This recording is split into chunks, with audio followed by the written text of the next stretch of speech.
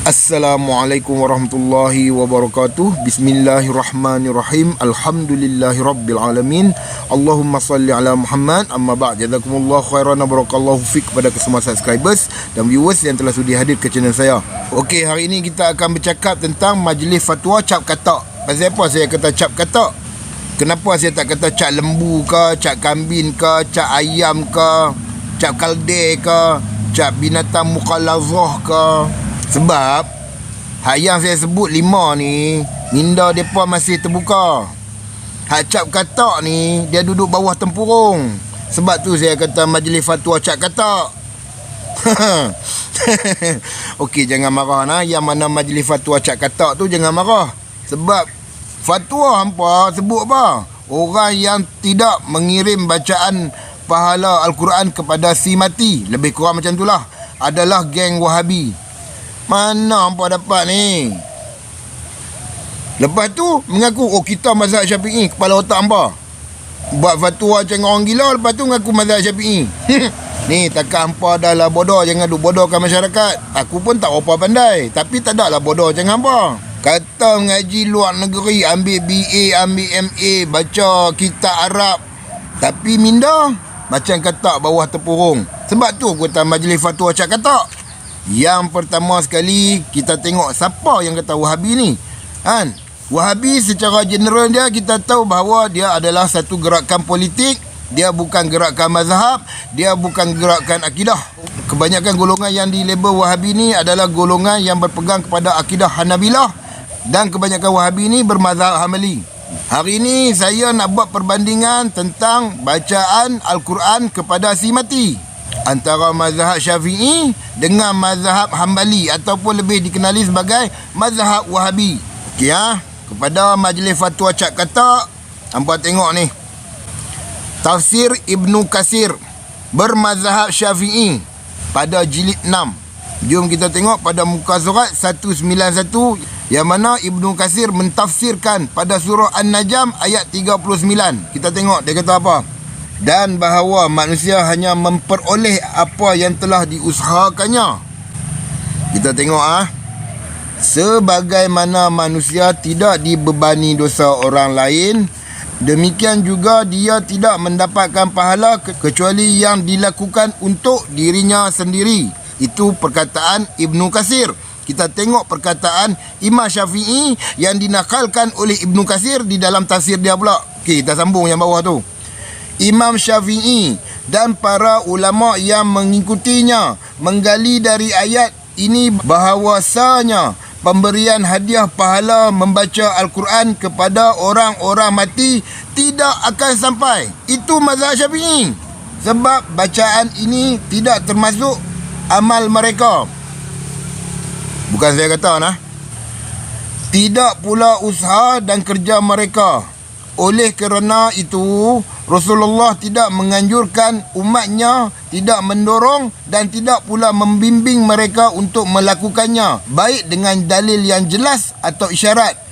Tidak pula diriwayatkan dari seorang sahabat pun bahawa dia melakukannya. Kalau saja ini baik, maka mereka pasti lebih dahulu melakukannya daripada kita. Pintu ibadah terbatas pada dalil-dalil dan tidak dilakukan dengan menggunakan analogi-analogi atau pendapat-pendapat. Itu pandangan ulama Syafi'i. Ini buat fatwa macam orang gila, klaim kata kita mazhab Syafi'i. Betul-betul majlis fatwa cap katak. Okey, sekarang kita tengok pula fatwa daripada ulama Wahabi. Hampa kata hampa mazhab Syafi'i, kirim bacaan Al-Quran kepada si mati. Lepas tu klaim mazhab Syafi'i. Okey, kita tengok mazhab Wahabi kata apa. Kita dah dengar dah mazhab Syafi'i kata apa. Fatwa ulama Wahabi tentang kiriman pahala oleh Syekh Muhammad bin Saleh Al-Utsaimin. Apa dia kata? Di dalam Al-Majmu' Al-Samin min Fatwa Ibn Utsaimin, juzuk 2 halaman 115. Kita tengok dia kata apa. Pendapat yang unggul, sesungguhnya orang yang mati dapat mengambil manfaat dengan kiriman pahala tersebut. Seseorang boleh membaca Al-Quran atau surah Al-Fatihah dengan niat untuk si fulan atau si fulanah dari kaum muslimin, baik dia kerabatnya ataupun bukan kerabatnya, kerana telah datang dalil bolehnya menghadiahkan pahala dalam jenis ibadah tersebut kepada orang-orang yang meninggal dunia.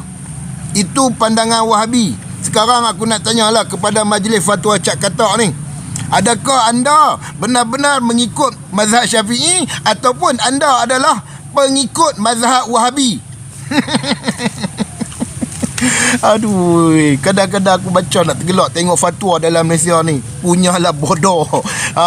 Buat fatwa dari mazhab Wahabi, lepas tu klaim mazhab Syafi'i. Bila orang yang ikut betul-betul mazhab Syafi'i dilabel sebagai Wahabi, weh, gila ke apa? Majlis Fatwa Cak Katak, tolong jawab Zat. Aduh, weh.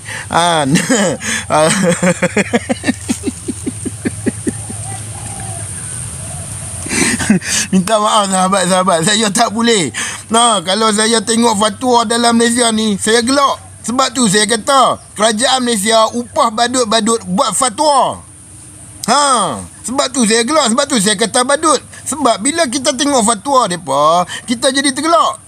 Konon-konon mazhab Syafi'i angkut daripada Wahabi, lepas tu klaim mazhab Syafi'i. Lepas tu orang yang betul-betul mengikut mazhab Syafi'i dilabel sebagai Wahabi. Takkan lawak tu. Okey. Storynya kita tengok daripada kitab Al-Mughni, karangan oleh Ibnu Khadamah. Ibnu Khadamah ni di dalam mazhab Hambali, dia seolah-olah seperti Imam Nawawi lah. Kita tengok pada jilid yang ketiga, pada muka surat 425, pada bab pasal dibolehkan membaca Al-Quran di kuburan. Ini mazhab Hambali, ini pegangan Wahabi. Yang pernah dengar betul-betul yang duk mengaku mazhab Syafi'i, mazhab Syafi'i. Contohnya macam si nasihat tu lah, satu kitab mazhab Syafi'i pun tak ada. Jangan kata kitab, kulit kitab pun tak ada nak sembang mazhab Syafi'i. Tu kira bodoh Cak Katak betul-betul. Okey, kita tengok apa dia kata. Al-Khalal berkata, Abu Ali Al-Hasan bin Al-Haytham Al-Bazzar, guru kami yang sikhah dan amanah, menyampaikan kepadaku. Ia menuturkan, aku melihat Ahmad bin Hanbal solat di belakang orang buta yang membaca Al-Quran di kuburan.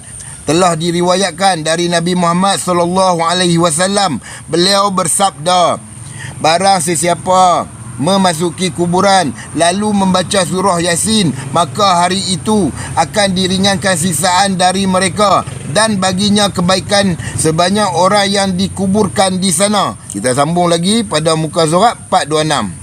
Diriwayatkan dari beliau sallallahu alaihi wasallam, barang siapa menziarahi kuburan kedua orang tuanya lalu dibacakan Yasin kepadanya atau kepada keduanya, maka dosanya akan diampuni. Sekarang saya nak tanyalah kepada Majlis Fatwa Cak Katak, sekarang siapa yang Wahabi? Kalau aku kata hampa bodoh, tak patut sangat. Sebab hampa ada BA, MA, PhD, mengaji di luar negeri, mengaji di negara Arab.